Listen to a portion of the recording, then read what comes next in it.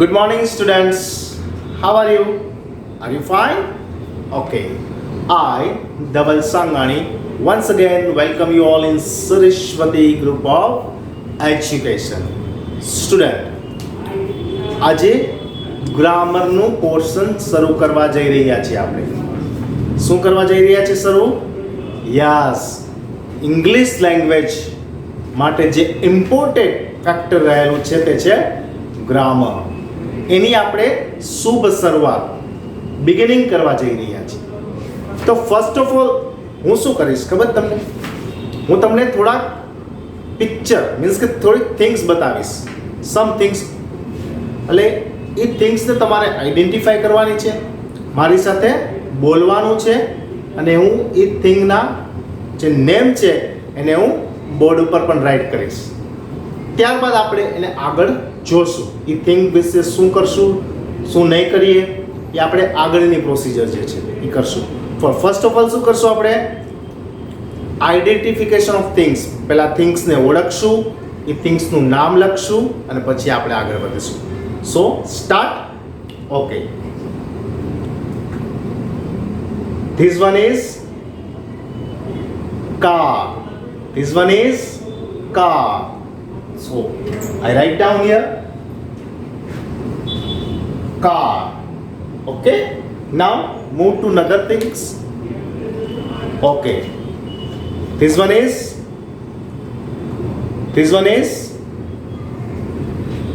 okay, yes, Taj Mahal.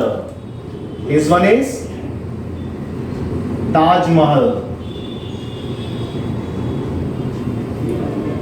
હું થિંગ્સને બતાવીશ ને વિદ્યાર્થી મિત્રો, હું થિંગ્સને 3 ગ્રુપમાં ડિવાઈડ કરીશ. એ 3 ગ્રુપ કામ બનાવો છો ને એ આપણે આગળ જોવાનું છે. એમનો વિચારતા કે સર કાર અહીંયા લખ્યું ને તાજમહેલ તો અહીંયા લખ્યું, અહીં લાઈનમાં લખાય ને સર. અમને તમે કહેતા હોય કે લાઈનમાં લખો, બરાબર, પણ મેં અહીંયા 3 ગ્રુપ કરેલા છે. Okay, I have to divided 3 groups. Okay, તો હું જે પણ વસ્તુ બતાવતો જઈશ એને હું 3 ગ્રુપમાં, જે ગ્રુપમાં એ વસ્તુ ક્લાસિફિકેશન એટલે કે વર્ગીકૃત થતી હશે હું એને એમાં અરેન્જ કરીશ. ચલો નેક્સ્ટ. ગન. ઓળખો છો ને? Yes, gun. તો આપણે ગનનો સ્પેલિંગ લખશું ગન. ચાલો નેક્સ્ટ વન ઇઝ આઈડેન્ટિફાઈ કરો આઈડેન્ટિફાઈ. શું વચાય છે? Can you read it? Yes, Bhagavad Gita.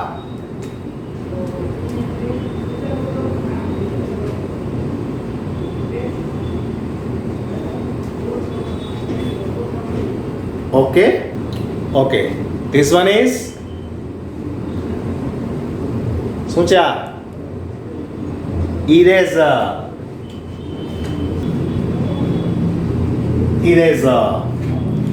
Okay, look at that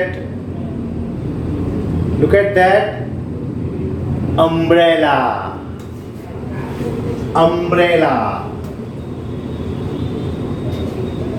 Okay, now another thing,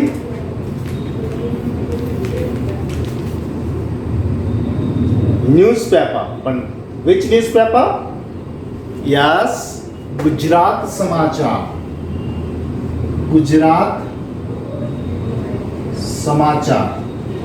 so okay students, મેં તમને ઘણી બધી થિંગ્સ બતાવી અને મેં 3 ગ્રુપ્સમાં એને ડિવાઈડ પણ કરેલી છે. ઓકે, તો વાય મેં શા માટે એને ગ્રુપમાં ડિવાઈડ કરેલી? તો આ વસ્તુ જે છે એની આગળ કંઈક લગાડવામાં આવે છે. શું લગાડવામાં આવે છે? જે વિશિષ્ટ નામ હોય એની આગળ શું લાગે? આપણે એમ કહીએ કે તાજમહલ, તો તાજમહેલની આગળ આપણે ઇંગ્લિશમાં જ્યારે બોલીએ તો શું બોલીએ છીએ? ધ તાજમહેલ બોલીએ છીએ. ઓકે, ઇરેઝર, તો N eraser, an umbrella, a car, a boy, a girl, a toy. Okay, તો આ બધું શું કહેવાય? અ, એન ને ધ, ઇટ્સ કોલ્ડ આર્ટિકલ્સ. તો આપણે આજે કયો સબ્જેક્ટ ભણવાનો છે ગ્રામરનો? આર્ટિકલ્સ નામનો ટોપિક ભણવાનો છે. કયો પણ આર્ટિકલ્સ, એમાં ટુ ગ્રુપ હોય. આર્ટિકલ્સમાં પણ ટુ ગ્રુપ્સ છે, ડેફિનેટ આર્ટિકલ અને ઇનડેફિનેટ આર્ટિકલ. હવે સર આ ડેફિનેટ અને ઇનડેફિનેટ એટલે શું? તમે જો વિદ્યાર્થી મિત્રો લાસ્ટ યરની અંદર પણ ગ્રામરના ટોપિકમાં આર્ટિકલ તો ભણી જ ચૂક્યા છો. ઓકે, અને ફર્સ્ટ સ્ટાન્ડર્ડથી તમારે જે વર્કબુક આવે છે એમાં પણ પિક્ચર સાથે તમે એ ને એન ને ધ ને ક્યાંક ને ક્યાંક મૂકો જ છો. ઓકે, તો ઇનડેફિનેટ અને ડેફિનેટ એટલે શું? તો ડેફિનેટ મીન્સ આપણે આગળ ડેફિનેશન સાથે સમજવાના જ છીએ. તો ડેફિનેટ એટલે તો કે ચોક્કસ, જેને નામ હોય. ઓકે, આ બધા ચોક્કસ છે. તો આને આપણે શેમાં લીધું છે? ધ આર્ટિકલમાં. The Taj Mahal, the Bhagavad Gita, the Gujarat Samachar, એ ચોક્કસ નામ છે. ઓકે, અને અહીંયા આપણે શું લગાડશું? An. An eraser, an umbrella. Why? Because spelling start with vowels. સ્વરથી શરૂ થાય છે સ્પેલિંગ. ઈ, એ, ઈ, આઈ, ઓ અને યુ. આઈ, ઓ અને યુ, આ પાંચ છે ને એ સ્વર છે. એની આગળ જ આર્ટિકલ એન લાગે. લાગે ને? ઓકે, તો ઇરેઝર અને અમ્બ્રેલા. હવે એક અપવાદ પણ છે કે યુનિવર્સિટી, એનો સ્પેલિંગ પણ યુ થી શરૂ થાય છે, પણ એનો ઉચ્ચાર છે ય થી શરૂ થાય છે. જ્યારે આ અમ્બ્રેલા છે એનો ઉચ્ચાર શેનાથી થાય છે? અ થી. જ્યારે તમે અહીંયા યુનિવર્સિટી લખો છો, યુનિવર્સિટી, તો એનો ઉચ્ચાર શું થાય છે? યુ. તો આપણે ક થી જ્ઞ, ગુજરાતીમાં તમને કહું તો ક થી જ્ઞ જેનો ઉચ્ચાર થાય ને એની આગળ આર્ટિકલ અ આવે. અને જેનો ઉચ્ચાર સ્વર, આપણે ગુજરાતીના સ્વર છે ને અ, આ, ઈ, ઉ, એવો સ્વરથી એનો ઉચ્ચાર થતો હોય એની આગળ આર્ટિકલ એન આવશે. આ એક સામાન્ય બાબત થઈ. આપણે પણ અહીંયા ત્રણ આર્ટિકલને ડેફાઇનેટ કર્યા છે. અકાર, અગન. આ આર્ટિકલ એ નો ગ્રુપ હતું. મેં તમને કીધું હતું કે 3 ગ્રુપ શું કામ કર્યા છે મેં? આ એ નું ગ્રુપ છે, આ એન નું ગ્રુપ છે, અને અહીંયા ધ નું ગ્રુપ છે. તમે અહીંયા એલિફન્ટ પણ લખી શકો, અહીંયા ટોય, બોય. બરોબર? તો આ હતું ગ્રુપ ડિવિઝન. મીન્સ કે આર્ટિકલનું શું કહેવાય? બેઝિક માહિતી, બેઝિક ઇન્ફોર્મેશન કે આર્ટિકલ શું છે. હવે મેં તમને વાત કરી હતી કે ડેફિનેટ આર્ટિકલ અને ઇનડેફિનેટ આર્ટિકલ શું. ડેફિનેટ એટલે ચોક્કસ. મેં તમને કીધું કે ધ છે એ ડેફિનેટ આર્ટિકલ છે, કે ચોક્કસ આર્ટિકલ છે. જ્યારે એ અને એન છે ને એ ઇનડેફિનેટ આર્ટિકલ છે, અચોક્કસ છે, અનિશ્ચિત છે. વાય? કારણ કે તમે કયો અ બોય, તો કોઈ બોય એમાં ચોક્કસ નથી થતો. કોઈ પણ છોકરાને તમે બોલાવો છો, કોઈ પણ એક છોકરાને બોલાવો છો. કારણ કે આર્ટિકલ એ અને એન છે ને સિંગ્યુલર માટે જ વપરાય છે, પ્લુરલ માટે નહીં. સિંગ્યુલર એટલે એક વચન ને પ્લુરલ એટલે બહુવચન. તો હું એમ કહું અ બોય, તો કયો બોય? કોઈ નિશ્ચિત થાય છે. પણ હું એમ કહું, શું કહું? કોઈ પ્રોપર નામ લઈને બોલાવું. જો પ્રોપર નામ હશે ને એની આગળ આર્ટિકલ ધ નહીં આવે. મીન્સ કે કોઈ તમારું નામ છે ફોર એક્ઝામ્પલ ધવલ, તો ધ ધવલ ન બોલાય. બરોબર? પણ કોઈ સ્થાનનું નિર્દેશ કરતું હોય તો ધ આવે. ઓકે, સમજાય છે? I live in the Rajkot city. સમજાય છે? ઓકે, તો આપણે ડેફિનેટ આર્ટિકલ એટલે કે ધ અને ઇનડેફિનેટ અનિશ્ચિત આર્ટિકલ એટલે એ અને એન વિશે આપણે શું કર્યું? માહિતી મેળવી. હવે આપણે ઇનડેફિનેટ આર્ટિકલ એ અને એન વિશે આગળ અભ્યાસ કરીશું. ઓકે સ્ટુડન્ટ્સ, આપણે ઇન્ટ્રોડક્શન મેળવ્યું. What is definite article and indefinite article. First of all મેં 3 ગ્રુપ્સ બનાવેલા. પછી આપણે એને ક્લાસિફિકેશન એટલે 1 by 1 થિંગ્સ શો કરી મેં, અને એને આપણે ગ્રુપમાં મૂકતા ગયા. અને મેં ગ્રુપની માહિતી પણ તમને આપી. Why we use a, why we use an, why we use the. Ready? So let's start with the indefinite articles. What is the meaning of indefinite articles? તો indefinite means અનિશ્ચિત, જે ડિફાઇન ન હોય એવું, નિશ્ચિત ન હોય એવું. તો definition of indefinite article is means indefinite articles are used to indicate something non-specific. Specific means ચોક્કસ. આપણે કહે ને કોઈ સ્પેસિફિક ટાઈમ આપો ને, ચોક્કસ સમય આપો ને, હું ક્યારે તમને મળવા આવું કહીએ છીએ ને સ્પેસિફિક ટાઈમ. તો નોન સ્પેસિફિક ઓપોઝિટ છે. કે અચોક્કસ વસ્તુ, પ્રાણી એટલે કે એનિમલ, થિંગ્સ, પ્લેસ જે અચોક્કસ છે, એની જે શું કહેવાય છે, નિશ્ચિતતા નથી એવું દર્શાવે છે, એ ઇનડિફિનેટ આર્ટિકલ્સ છે. હવે ડેફિનેટ આર્ટિકલ એટલે શું? તો કે definite articles are use to indicate something specific. આનાથી ઓપોઝિટ કે કોઈ ચોક્કસ વસ્તુનો નિર્દેશ કરે છે કે આ સ્થળ છે. ફોર એક્ઝામ્પલ, જુબેલી પાસે આલ્ફ્રેડ સ્કૂલ છે, તો આલ્ફ્રેડ સ્કૂલ જુબેલી પાસે જ છે, તો એ ચોક્કસ સ્થળ છે. મેં હમણાં વાત કરી તાજમહેલ, તો ધ તાજમહેલ, તો તાજમહેલને એક નામ આપેલું છે કે તાજમહેલ આગ્રામાં જ આવેલો છે. ગુજરાત સમાચાર તો અખબાર છે, પણ વર્તમાન પત્રો કયો, ન્યૂઝપેપર કયો, તો એની આગળ આર્ટિકલ અ લાગે, અ ન્યૂઝપેપર. ઓકે, પણ કોઈ ચોક્કસ વર્તમાન પત્રની આપણે જ્યારે વાત કરીએ છીએ, ધ ગુજરાત સમાચાર, the Sandesh, the Divya Bhaskar, the Times of India, એ જ રીતે કોઈ મહાન ગ્રંથ છે, the Bhagavad Gita, the Ramayan, the Quran, the Bible, તો એ નામની, વિશિષ્ટ નામની આગળ શું લાગશે? Article the. તો ઇનડેફિનેટ આર્ટિકલ ક્યાં ક્યાં છે? એ અને એન. અને ડેફિનેટ આર્ટિકલ કયો? તો કે 3, ધ. તો આર્ટિકલ્સના કેટલા પ્રકાર થયા? બે પ્રકાર થયા, ડેફિનેટ અને ઇનડેફિનેટ. પણ ડેફિનેટમાં એક જ ધ અને ઇનડેફિનેટમાં 2, એ અને એન. ત્યારબાદ a and an are called indefinite articles. હમણાં જ આપણે વાત કરી કે અનિશ્ચિત આર્ટિકલમાં કોનો સમાવેશ થાય છે? એ એન્ડ એન. કોનો સમાવેશ થાય છે? એ અને એન નો સમાવેશ થાય છે. Articles because they are not refer to any particular person, place or thing. Refer. What is the meaning of refer? તે કોઈ ચોક્કસ માહિતી પ્રદાન નથી કરતા. કોની?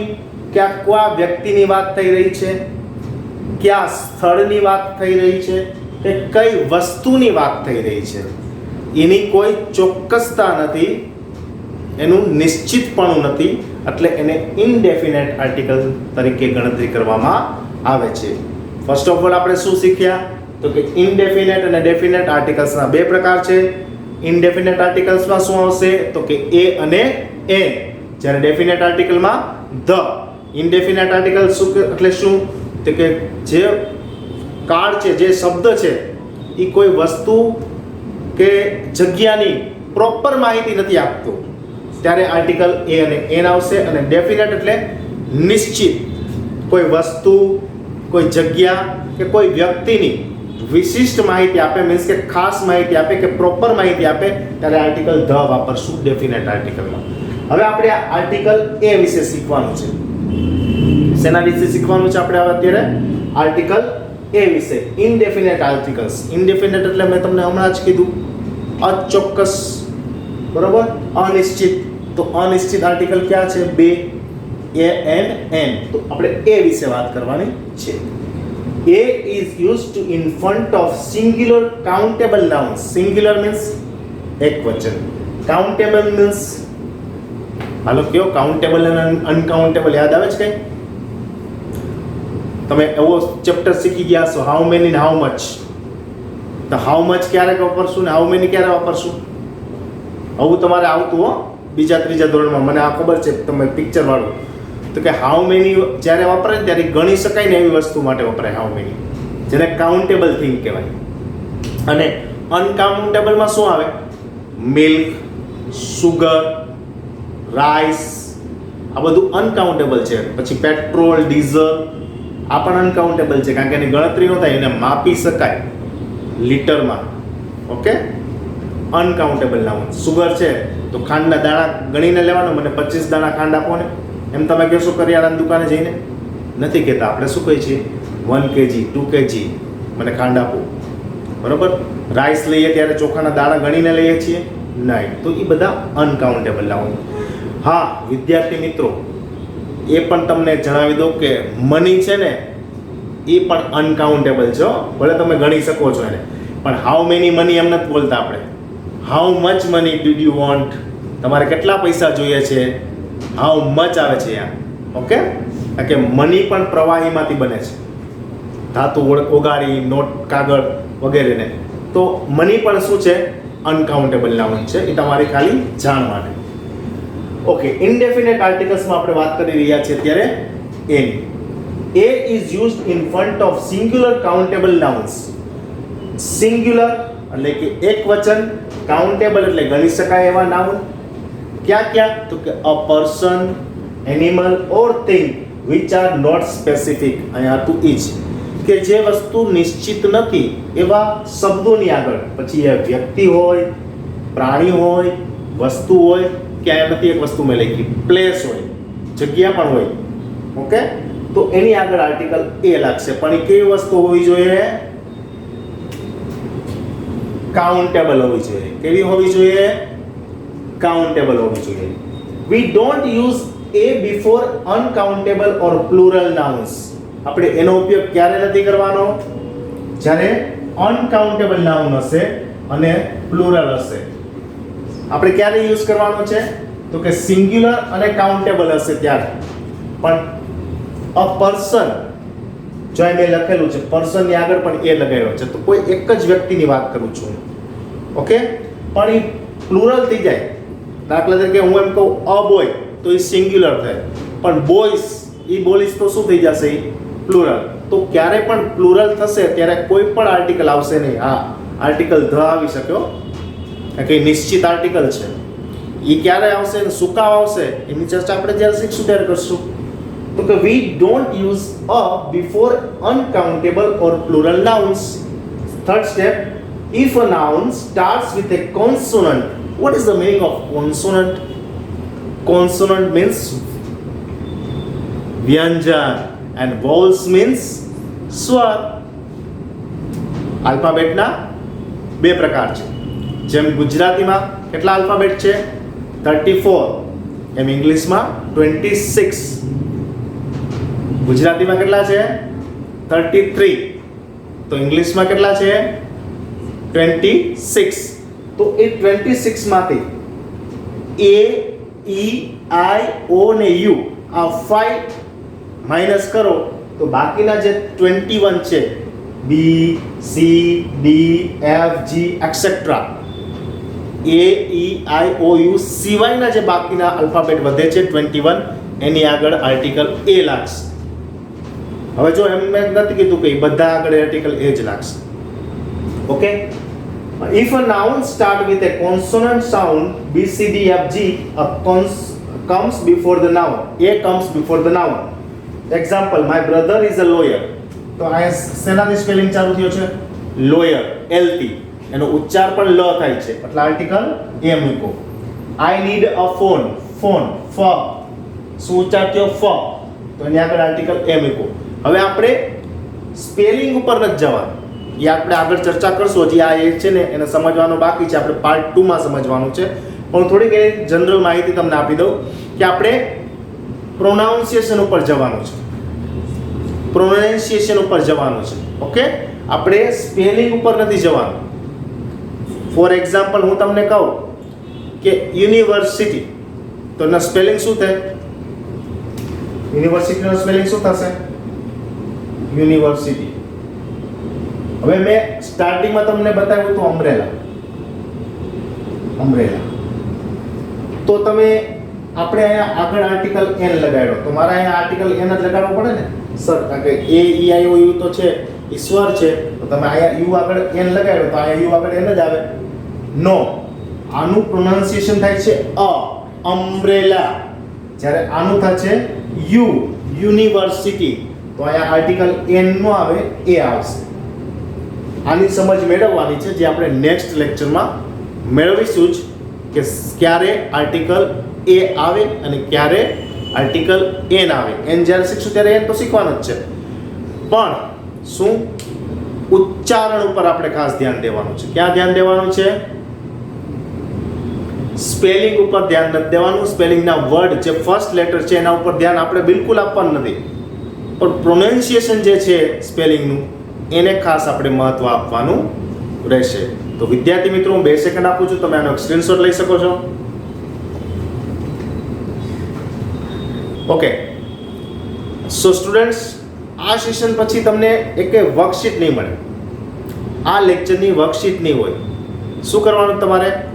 જે બોર્ડ વર્ક તમે સ્ક્રીનશોટ લીધો છે એ તમારે તમારી ગ્રામરની CW બનાવવાની છે ને એમાં રાઇટ ડાઉન કરવાનું છે.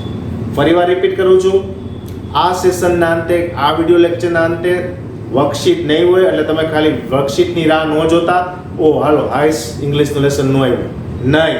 પણ શું વિડીયો જોઈ વિડીયોના જે સ્ક્રીનશોટ પાડવાના મેં કીધા છે એ સ્ક્રીનશોટ તમારે તમારી હોમ CW બુક ગ્રામરની બનાવવાની છે અને એમાં રાઇટ ડાઉન કરવાના છે.